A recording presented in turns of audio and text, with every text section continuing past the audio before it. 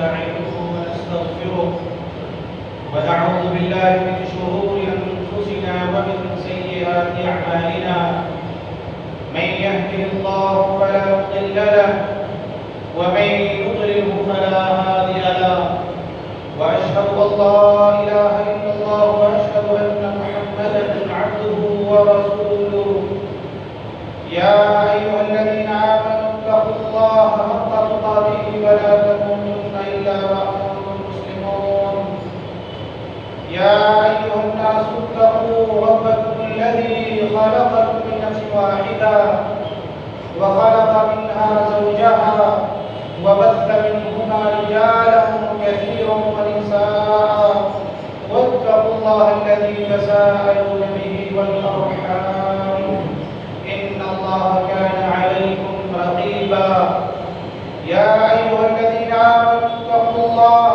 وقولوا قولا سديدا يصلح لكم أعمالكم ويغفر لكم ذنوبكم ومن يطع الله ورسوله فقد فاز فوزا عظيما أما بعد فإن خير الحديث كتاب الله وخير الهدي هدي محمد صلى الله عليه وسلم وشر الأمور محدثاتها وكل محدثة بدعة وكل بدعة ضلالة وكل ضلالة في النار فأعوذ بالله السميع العليم من الشيطان الرجيم بسم الله الرحمن الرحيم إنا نحن نزلنا الذكر وإنا له لحافظون گرامی قدر معزز حاضرین، ہر قسم کی حمد و ثنا، بڑائی و کبریائی اللہ وحدہ لا شریک کے لیے لائق و زیبا ہے۔ بعدہ بیش بہا درود و سلام نازل ہو تمام انبیاء کرام پر، خصوصاً ہمارے آخری نبی جناب محمد رسول اللہ صلی اللہ علیہ وسلم پر۔ محترم بزرگوں اور دوستوں، نوجوان ساتھیوں، دنیا میں جو بھی انسان پیدا ہوتا ہے، ہر انسان کو 3 مرحلوں سے گزرنا پڑتا ہے، اور ان 3 مرحلوں کے لیے 3 باتیں ذہن نشین کرنا ضروری ہے۔ پہلی بات یہ ہے کہ انسان کا ہر اگلا مرحلہ اس کے پچھلے مرحلے سے زیادہ شدید اور خوفناک ہوتا ہے۔ دوسری بات یہ ہے کہ جو شخص ان تینوں مرحلوں میں کامیاب ہو گیا وہی ریئل ونر اور وہی شخص حقیقی کامیاب ہے۔ اور تیسری بات یہ ہے کہ وہ کون سی ایسی چیز ہے جو انسان کو ان تینوں مرحلوں میں کامیاب بنا سکتی ہے۔ آئیے سب سے پہلے ہم جانتے ہیں وہ 3 مرحلے کون سے ہیں۔ پہلا مرحلہ یہ دنیا کا مرحلہ ہے، دوسرا مرحلہ موت کے بعد سے لے کر کے اٹھائے جانے تک کا ہے، اور تیسرا مرحلہ میدان حشر کا ہے۔ آپ اگر غور کریں تو آپ کو معلوم ہوگا کہ انسان کا ہر اگلا مرحلہ اس کے پچھلے مرحلے سے زیادہ شدید اور دہشتناک ہے۔ اتنا خوفناک، اتنا ڈرانا ہے کہ اگر آپ اس سنجیدگی سے سوچے تو اس کے جسم کے رونگٹے کھڑے ہو جائیں۔ یہ دنیا یہ انسان کا پہلا مرحلہ ہے، اور انسان کے سامنے اس دنیا کے اندر 2 چیلنجز ہیں، 2 چیزیں انسان کی دشمن ہیں۔ کون سی؟ معلوم ہے آپ کو؟ ایک انسان کا دشمن ہے، اور دوسرے انسان کا جو دوسرا دشمن ہے وہ شیطان ہے۔ شیطان انسان کا دوسرا دشمن ہے۔ اب اگر آپ چاہتے ہیں، ہم چاہتے ہیں کہ ہماری ایک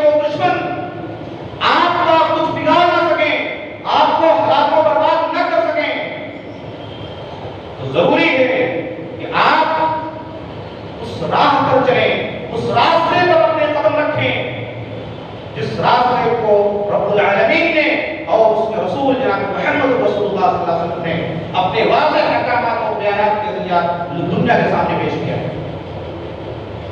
انسان کا جو دشمن ہے وہ اس کی ہلاکت کے در پہ ہے، اور اس کا جو دوسرا دشمن شیطان ہے وہ اس کی ضلالت کے در پہ ہے۔ اب وہ کون سی ایسی چیز ہے جو انسان کو ان دونوں دشمنوں سے بچا سکتی ہے کہ دشمن اپنے مقصد میں کامیاب نہ ہو سکے، شیطان اپنے ہر حربے میں ناکام ہو جائے، دنیا اس کا کچھ بگاڑ نہ سکے؟ وہ کون سی ایسی چیز ہے؟ وہ چیز ہے اللہ رب العالمین کی نازل کردہ کتاب قرآن مجید۔ دلیل یہ حدیث پاک وعن جبیر بن مطعم رضی اللہ تعالی عنہ قال كنا مع رسول الله صلى الله عليه وسلم بالجحفة فخرج رسول الله صلى الله عليه وسلم فقال ألستم تشهدون أن لا إله إلا الله وحده لا شريك له وأني رسول الله وأن هذا القرآن جاء من عند الله؟ قلنا بلى. قال إن هذا القرآن ترفه بيد الله وترفه بأيديكم فتمسكوا به فإنكم لن تهلكوا ولن تضلوا بعده أبدا. رواه الطبراني في المعجم الصغير. امام الطبرانی رحمۃ اللہ علیہ نے اس حدیث کو ایسے ہی معجم صغیر کے اندر ذکر کیا ہے۔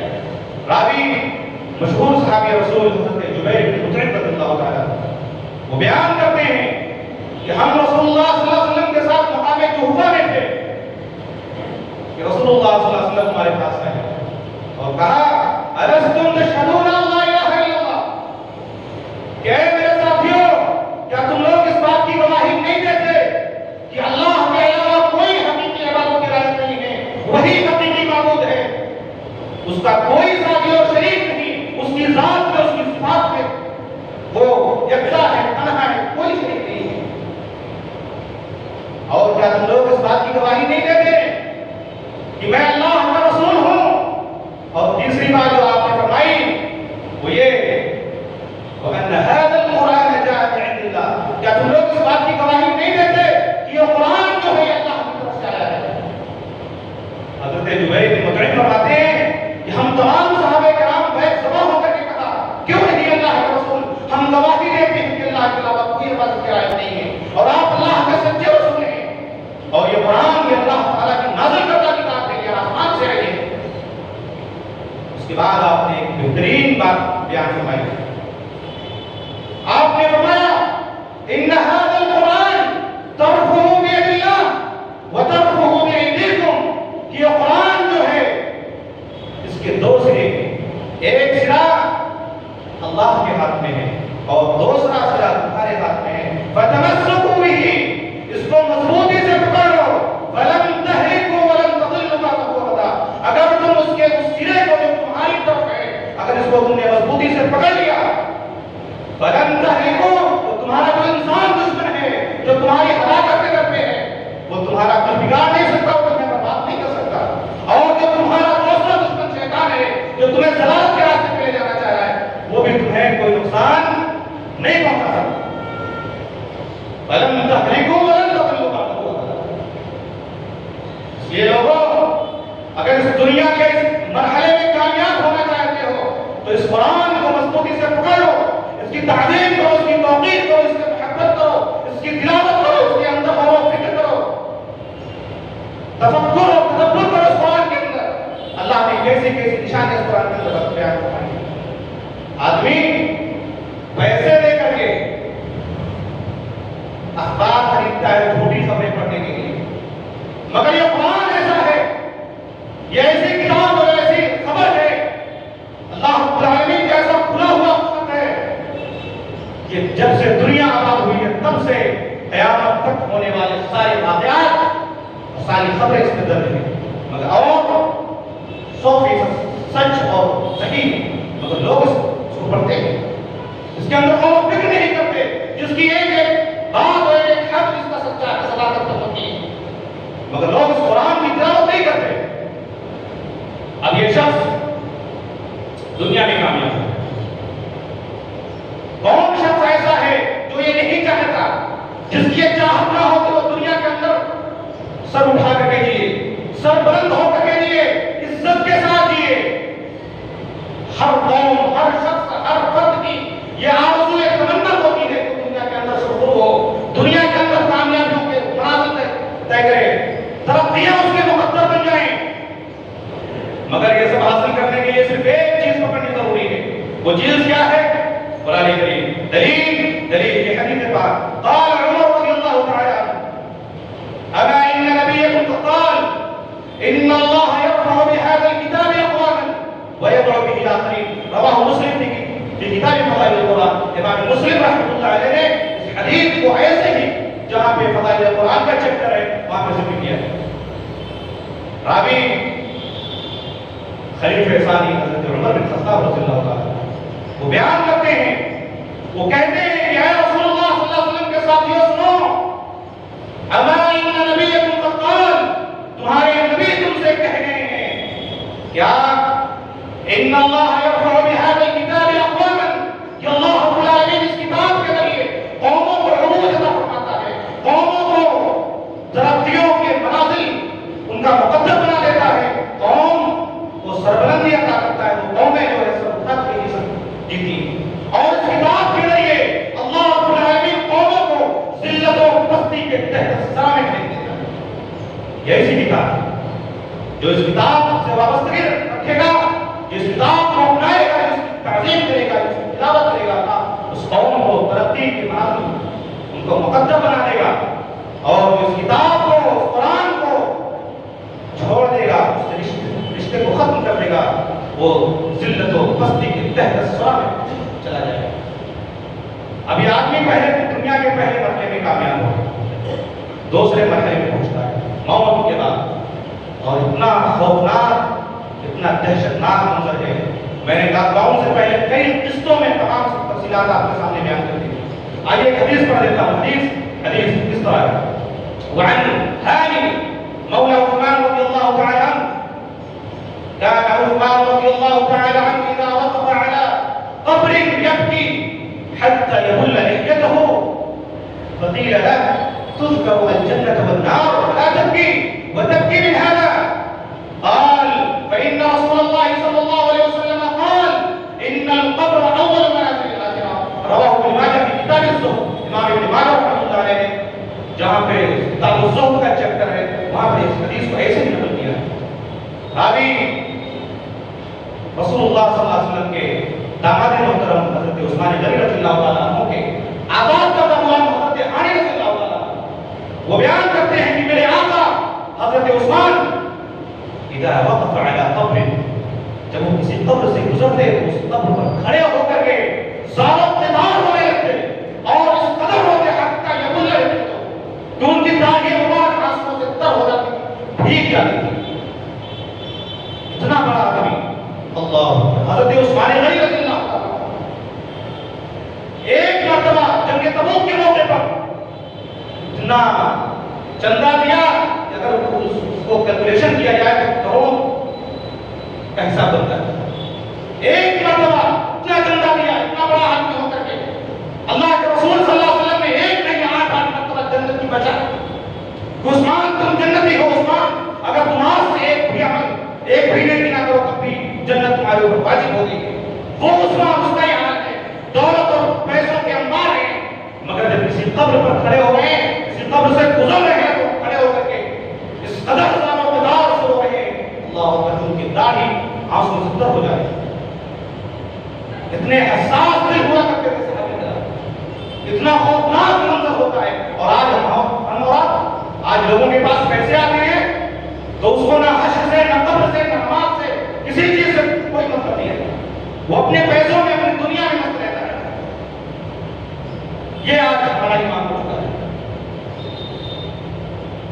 رسول اللہ صلی اللہ علیہ وسلم کو دیکھو تو جب کسی قبرستان پر جاتے، ایک حدیث میں ہے رسول اللہ صلی اللہ علیہ وسلم قبرستان میں بیٹھے ہوئے، آپ کے ہاتھ میں ایک دن کا ہے، اس تنکے سے زمین کو کھرید رہے ہیں. اللہ، یہ زمین کا کھریدنا اس بات کی طرف اشارہ ہے کہ آپ عالم آخرت کے بارے میں ایک گہری سوچ میں مبتلا ہیں.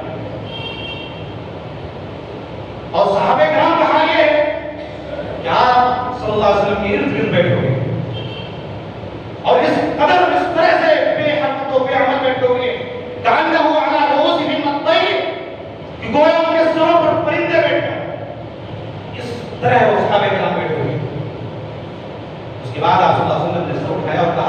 کہ لوگوں استعینوا باللہ، لوگوں اللہ سے عذاب قبر سے، اللہ سے عذاب قبر کے تعلق سے پناہ مانگو۔ آپ نے 2 مرتبہ فرمایا یا 3 مرتبہ فرمایا؟ کیوں؟ بہت بھیانک اور بہت خوفناک جگہ ہے، اتنی سیریس آدمی، اتنی سیریس جگہ پر ہنس کے باتیں کرتا ہے، موبائل پہ باتیں کرتا ہے، اس کو خوف نہیں ہے۔ حضرت عثمان غنی رضی اللہ تعالیٰ کو اس قبر کو دیکھ کر کے اس کے اندر ہونے والی کیفیت کو سوچ کر کے صدر ہو رہے ہیں۔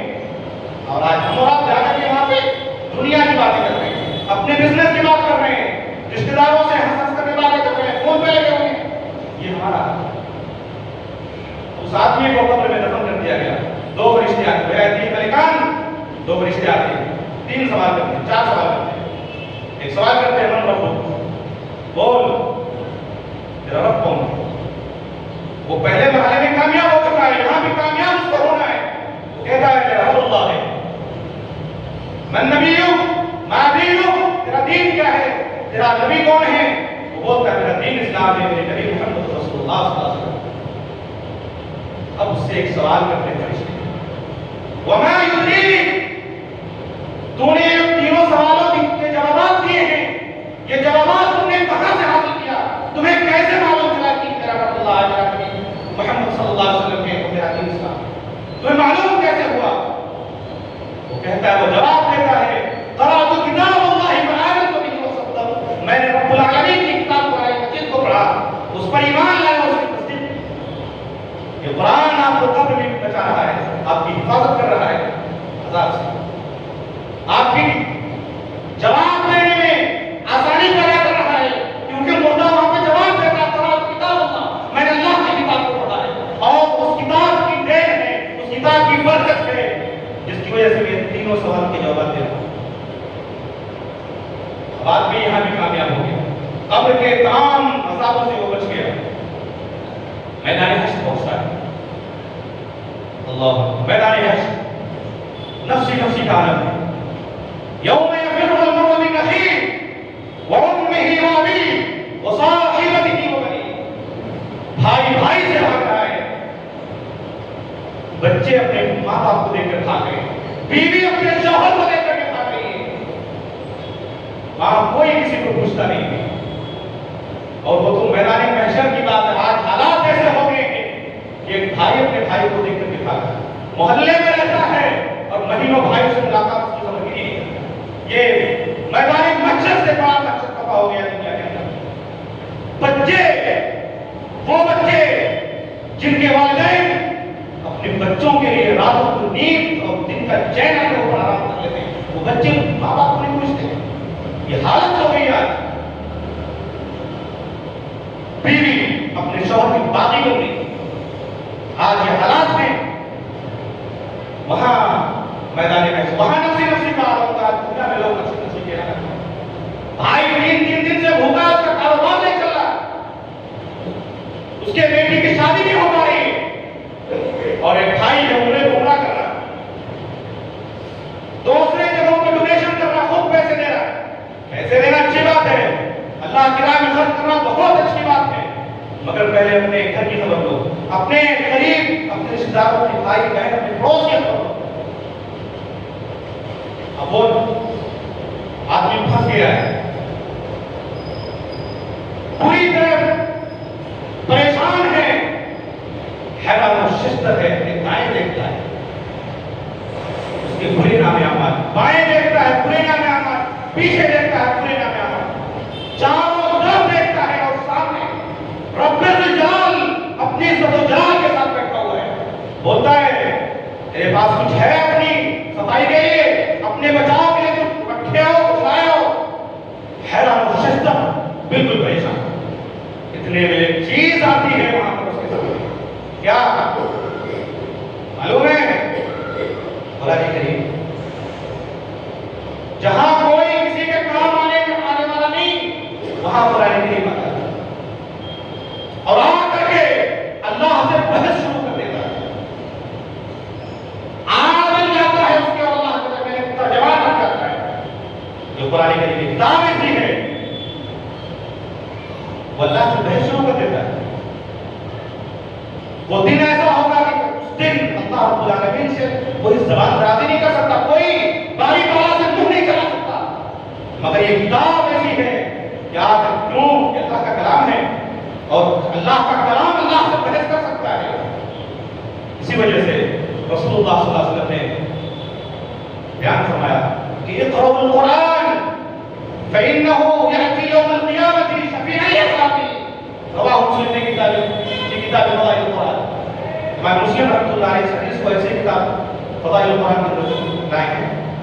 فرماتے ہیں رسول اللہ صلی اللہ علیہ وسلم کہ لوگوں قرآن پڑھا کرو, قرآن کی تلاوت کیا کرو. کیوں؟ اس لیے کہ یأتی یوم القیامة شفیعا لأصحابه, یہ اپنے پڑھنے والوں کے لیے جہاں کوئی کسی دن کوئی کسی کا کام آنے والا نہیں ہے, کوئی سفارش نہیں ہوگا, کسی کو اجازت نہیں ہوگی کہ اللہ سے سفارش کر سکے. یہ قرآن آئے گا اور اللہ سے فیصلہ کرنا شروع کر دے گا, اور جب تک اس بندے کی سفارش نہیں کرا دے گا, اس کو جنت نہیں پہنچا دے گا, تب تک وہ اللہ سے بحث کرتا ہے. اللہ بولے گا تیرے کو معلوم نہیں کتنا گناہ کر کے آیا, دیکھو اس کی پوری کتاب, اس کے نام اعمال پورے گناہوں سے بھرے ہوئے. وہ اللہ سے کہے گا, قرآن اللہ سے کہے گا اللہ تیرا ہی بندہ ہے, میں تیرا کلام ہوں.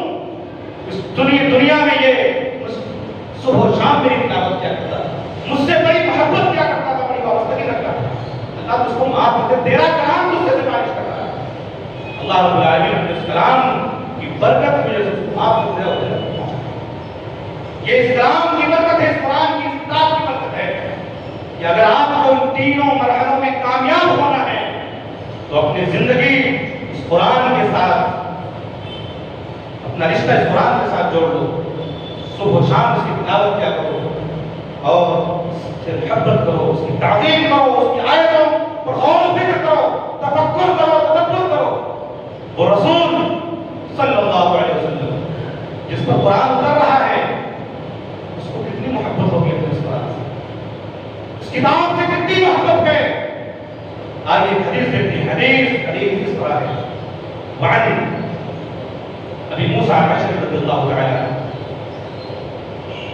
قال رسول الله صلى الله عليه وسلم لأبي موسى الأشعري لو رأيتني وأنا أستمع لقراءتك البارحة لقد هديت إسلام مزامير آل داود. رواه مسلم في كتاب فضائل القرآن. امام مسلم رحمۃ اللہ علیہ نے اس حدیث کو بھی ایسے ہی کتاب فضائل القرآن میں ذکر کیا. راوی حضرت ابو موسیٰ الاشعری رضی اللہ تعالیٰ عنہ وہ بیان کرتے ہیں کہ رسول اللہ صلی اللہ علیہ وسلم ایک دن عشاء کے بعد ایک گلی سے گزرتے, بالکل تاریخ رات میں, تاریخ گلی کے اندر کشیدوں پر افطار رہا اس راستے سے گزر گئے کہ اچانک ابو موسیٰ الاشعری رضی اللہ تعالیٰ عنہ کے گھر کی کھڑکی سے انہیں قرآن کریم کی آواز سنائی دی. اللہ کے رسول صلی اللہ علیہ وسلم چپ چاپ اس گلی میں سنجانے کے دور دور تک حکومت ہے, تاریخ گلی میں رسول اللہ صلی اللہ علیہ وسلم کھڑے ہو گئے اور اس قرآن کو سنتے رہے جب تک حضرت ابو موسیٰ الاشعری قرآن پڑھتے رہے, قرآن کی تلاوت کرتے رہے. میرا رسول اس تاریخ گلی میں کھڑے ہو کر کے چپ چاپ قرآن سنتا ہے. یہ ہے رسول اللہ صلی اللہ علیہ وسلم کی محبت اس قرآن سے. قرآن کی طرف آئی, گلی کی تاریخی میں کھڑے ہو کے قرآن سن رہے ہیں. ابو موسیٰ الاشعری رضی اللہ تعالیٰ عنہ کی زبان میں وہ ابو موسیٰ وہ فرماتے ہیں کہ صبح رسول اللہ صلی اللہ علیہ وسلم سے ملنے کے بعد آپ نے فرمایا کہ ابو موسیٰ تمہیں معلوم نہیں کل میں گلی میں رات میں کھڑے ہو کر کے تمہارے پڑھنے کی آواز کو سن رہا تھا. لقد اوتیت اسلام من مزامیر آل داؤد, کیا آواز ہے تیری, کتنی بہترین اور کتنی پیاری آواز تم نے پائی ہے.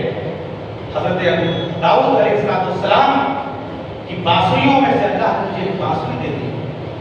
یہ حدیث بتاتی ہے کہ آدمی کو قرآن میں بہترین پیاری انداز میں پڑھنا چاہیے, پیارے انداز میں پڑھنا چاہیے, اس انداز اور اسٹائل میں پڑھنا چاہیے جیسے کوئی بانسری بجے.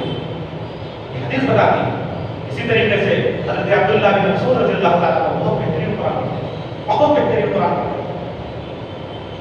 اور اس قرآن کی برکت کی وجہ سے اللہ رب العالمین نے پوری دنیا ان کے قدموں میں ڈال دی،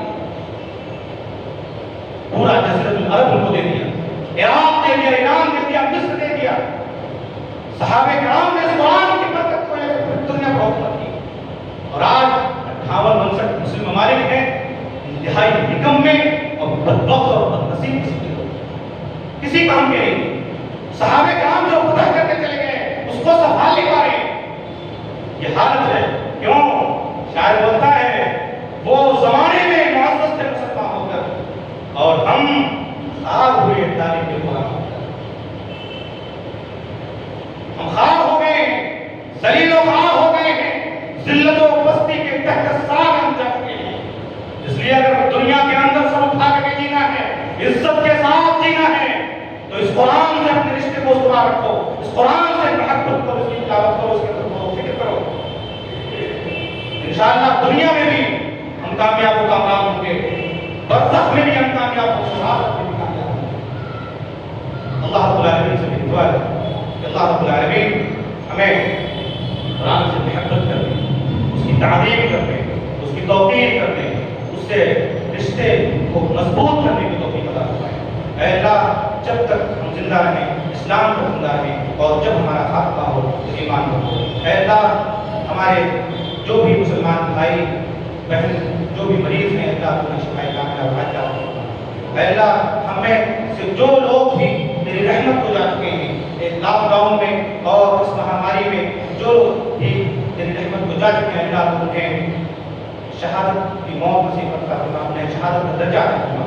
اے اللہ، ہم میں سے جو لوگ بھی قرض دار ہیں، اللہ ان کے قرضے کو نکالنے کا، قرضے کو ادا کرنے کا کوئی سبیل عطا فرما۔ اے اللہ، ہم میں سے جو لوگ بھی مریض ہیں ان کو شفائے کاملہ عاجلہ عطا فرما۔ ربنا ظلمنا انفسنا وان لم تغفر لنا وترحمنا لنكونن من الخاسرين۔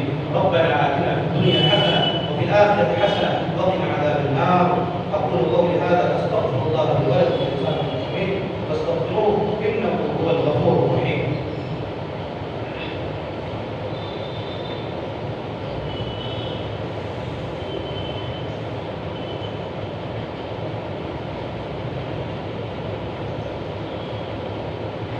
إن الحمد لله نحمده ونستعينه ونستغفره، نعوذ بالله من شرور أنفسنا وسيئات أعمالنا، من يهده الله فلا مضل له ومن يضلل فلا هادي له، وأشهد أن لا إله إلا الله وأشهد أن محمدا عبده ورسوله۔ اللهم صل على محمد وعلى آل محمد كما صليت على إبراهيم وعلى آل إبراهيم إنك حميد مجيد۔ اللهم بارك على محمد كما باركت على إبراهيم وعلى آل إبراهيم إنك حميد مجيد۔ عباد الله رحمكم الله، إن الله يأمركم بالعدل والإحسان وإيتاء ذي القربى وينهى عن الفحشاء والمنكر، وقوموا إلى صلاتكم يرحمكم الله۔